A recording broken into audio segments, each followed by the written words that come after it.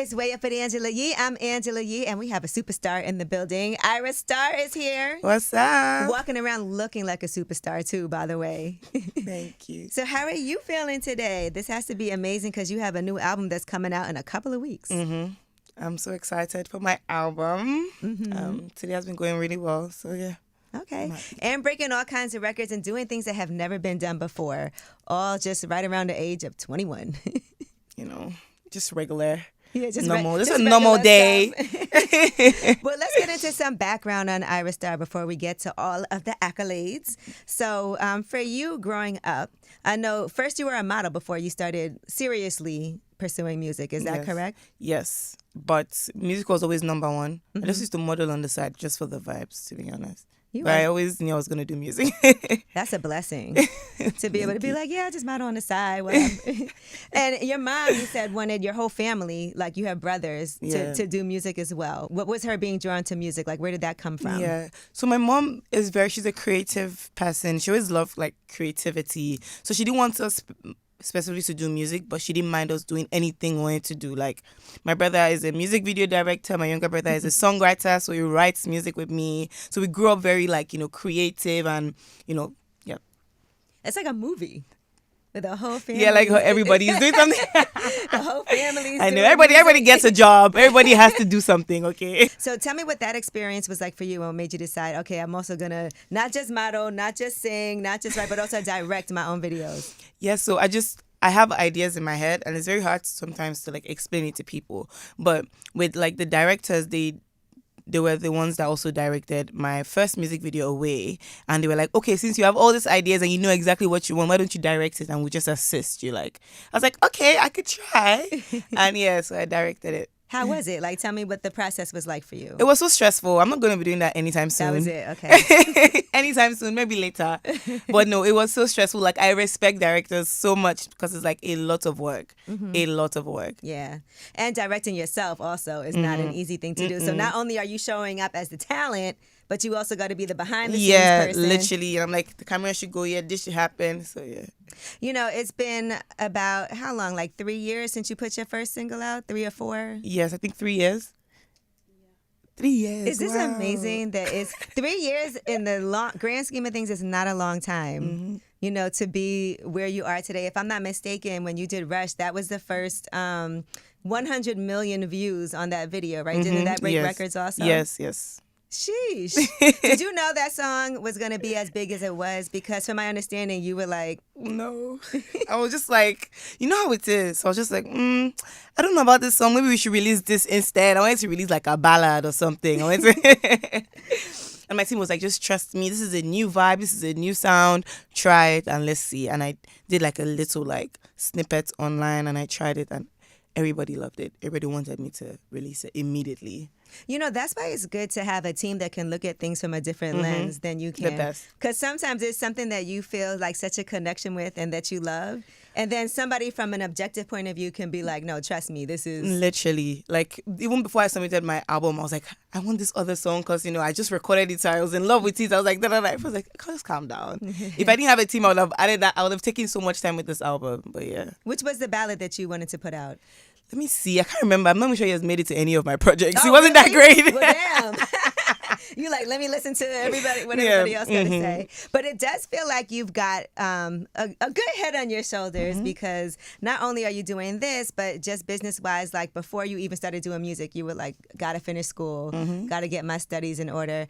And how involved are you with the behind the scenes as far as the business of music? Because I feel like that's something that artists also have to focus on, knowing like, this is my contract, this is what I want. I want to be really involved in my marketing. And yeah, my label is very much like a partnership. They are not like, oh, take this money and do this. It's very much like hands-on. They want you to understand every process and everything that is happening and everything. Like, so I'm very involved in the business side as much as the creative side and everything.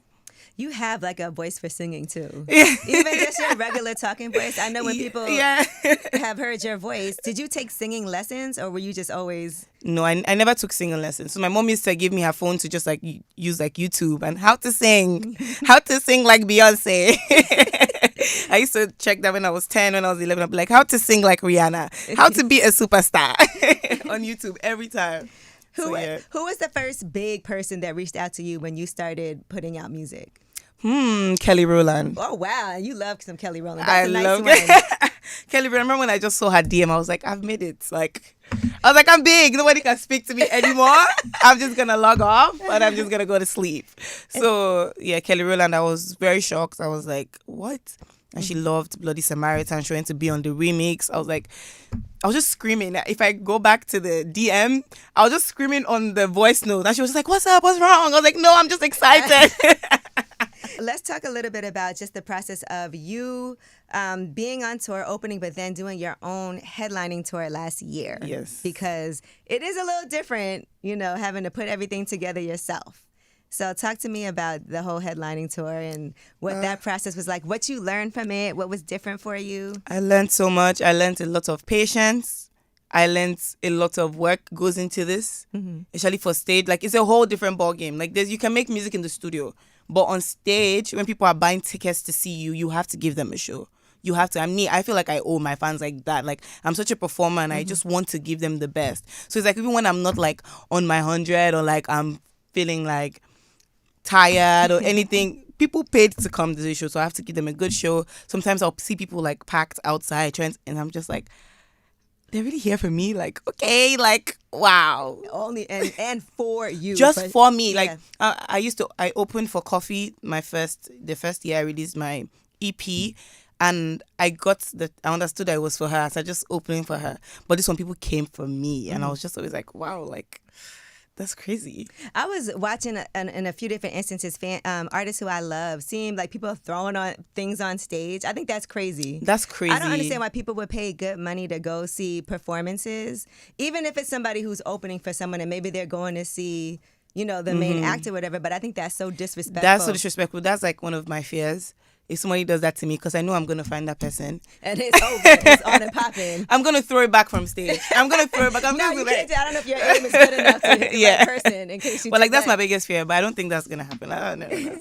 Well, the album is called The Year I Turned 21. So tell me why you came up with that title. Like, why did you say this is the one, this is what sticks? And what were some other titles you worked through before that? Oh, Or was that it? no. We had so many options because I knew I wanted 21. I knew I wanted to go with the numbers because my first album was 19 and Dangerous. So I was like, okay, let's do the numbers. It's really good to have something 21. And I had like a list of names. I was like 21 and sexy.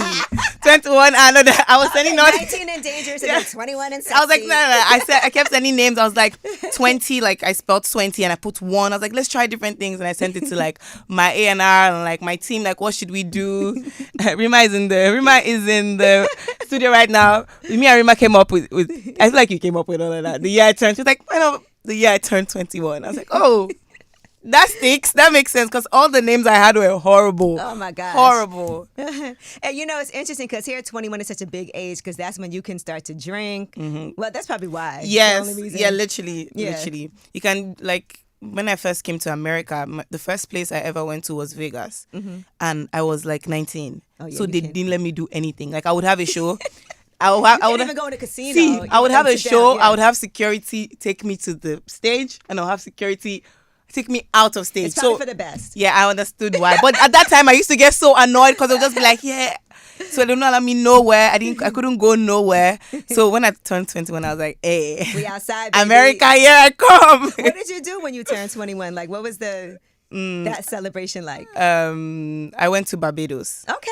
Yes, I went to Barbados. I was just hanging with my friends. We had a great time. I feel like a lot of things that happened on that trip inspired a lot of things from this album because I have like 2 songs that are really like inspired by that trip. All right, I need to know what those are.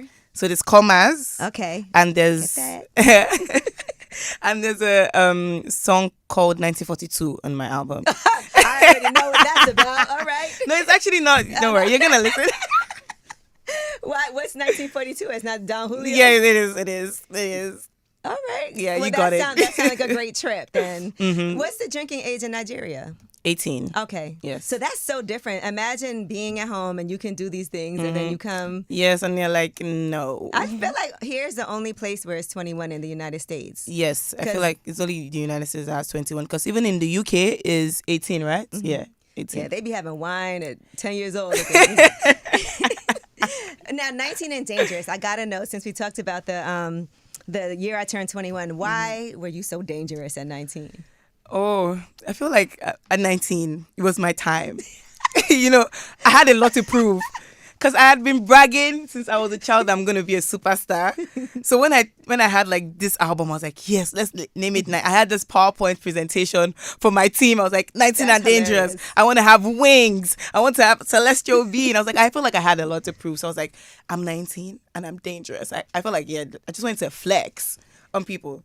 I'm 19 and dangerous, yeah. It worked. You did a lot of flex. I do want to say it's been a flex for you.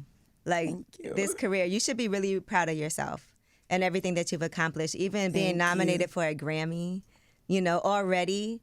I mean, that's a big deal. And I feel like even though you've hit all these milestones, you still have a lot more in front of you that's about to happen. There's a lot to achieve and a lot to do. Yeah, but it feels good, right? Yes, I'm excited. All right, so the album has 14 songs on it. Is that going to be that's the completed version? We have the track Yes, list, so but we I have know 15 things songs change. now. 15? 15 songs now. All right, something got added? Yeah, something got added. Was it a last minute collab or something you had to get? So my song with Raul Alejandro Santa, Okay. that just hit 100 million on Spotify.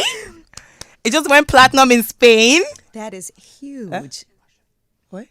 Russia. And Russian, of Yeah, course. yeah. My guy, Russian. Russian, you know I love you. Ah! Russian is going to watch this and be like, this girl. Russian is the one that, called me to the studio. Was like, I have this song for you. Let's make, drop a verse. And I did. And shout out to Russian. This song just went platinum in Spain. Is definitely one of my biggest songs this year. So I added it to the album. Okay, why not? Run it up. Why not? And now I want to ask about this song, Legos Love Story. So, clearly, like all these songs, we only have a few singles out. I've heard Commas, Bad Vibes also, Yes. but I have not heard Legos Love Story, but the title's very intriguing. Yes. So I want to get a little idea what that's about, because It is that's the fastest song I wrote on the album. It's so funny because I just heard the beats and I just started yeah. Even my producer London was just looking at me like he was scared. He was like, okay, second verse already. I was like, yes, bring it on. But Lagos Love Story is literally just a really cute coming of age love story, and it's my idea in my head is in Lagos, the lyrics is I was at the beach, let's go to the beach, let's do this. I have pictures on my phone of you, my storage is full, it's just a Lagos, it feels like a Lagos love story. it feels real too. Yeah, already. Have you been in love yet? Not yet, but soon. That's why she's 19 and dangerous. Yeah, I mean You think you've broken anybody's heart? oh, I break hearts every day. Every day, I'm just kidding. Not on purpose though. But in Okay. case I've broken anybody's heart, it's not been on purpose. Has anybody told you that? Not really. I mean, look, you lit. No, I don't do that. You don't do that. What about writing? Since you've already directed, you write your own music. What other things are you interested in? Because you do have a very dramatic, acting type of vibe. So I definitely want to act. I started taking acting lessons for some time. It didn't really go well like that because I couldn't focus on that because I had so much work to do. But I definitely want to do that again. I want to go into fashion. Yes, of course. Be a fashion girly. You have a stylist, or you? Yeah, I have a stylist. My stylist is right here. Okay, we He's see like, it. yeah. We see the work. Your stylist does an amazing job creating all of these looks for you. Thank you. You don't say thank you. It's nothing. So you have fun while you're working too, because it feels like you have your team feels like friends. Yeah, my family, literally my family. Have you had situations where there's people that sometimes you fall out with people because Yes. they're like, oh, she don't have time for us anymore. She thinks she got this going on. Relationships do tend to change because it's a lot of work that you have that you're involved with. So how have you been managing that? It can be very hard sometimes, but I feel like I have a very understanding family first of all, and also my friends, my best friends from before I started this. We have a group chat and everybody just checks in once in a while. So I've not had any. Before this, I had a very close knit relationship with everybody I knew, my family and my best friends. So it's still the same. That's now. good. Yes. And it's also nice when you're able to say you have a booking somewhere and then everybody can come. Yes, and it turns exactly. Into a vacation and a party. Literally. My mom came to Paris for my Paris show, and it was just the best thing. I called her on stage. She was so prepared. She was like, this is her time. Yeah. She's like, this is my time. Like, I'm like, Mommy, you knew I was going to call you. Just come, just come. But yeah, my family was at my London show. Like, it's a blessing. Mm-hmm. It is a blessing. And look, I saw the other day, and I'm only going to point this out because it was very public. They tried to get a little messy with you, but you handled it very well. So shout out to you for that, though, because that does happen. People will try to trip you up. Yeah. I saw them asking you about Cardi B and how she didn't know that, and you were like, yeah, keep me out of that mess. Please. What are some things that you still have on your bucket list, though? I mean, obviously, it's only been 3 years. A lot of things that you probably could never have anticipated would happen has already happened. But what is the next level for you? Next level for me, just getting better at like performing, making better music, collaborating with my dream collaborations. Definitely. Yeah? Are any of them coming up soon, or? I had a dream, so probably it's gonna come up soon. Oh, so do you think you're slightly psychic? I feel like I manifest things. I'll say manifest. Okay. So yeah. All right. So is this a person that you've spoken to already before the dream? And not really. Okay. All right, oh yes, I have. Yes, I have. I met her. So, yeah.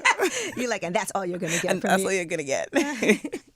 All right. Well, listen, I really appreciate you for coming through. You have a lot of fans in this building, and I think one thing that we were saying before you even got here is the power of your voice and how that can make us feel just very emotional. Like, your voice is definitely amazing and unique. Thank you so much. Thank you. And just even like all of the people, you're on that list of like the biggest artists, right now. So, and even in the, what do you call it? Afro pop, Afro beats? Afrobeats. All right. So as far as being on that list, you're like at the top of that list. So that has to feel really good. Yes, it feels really good. I'm really grateful.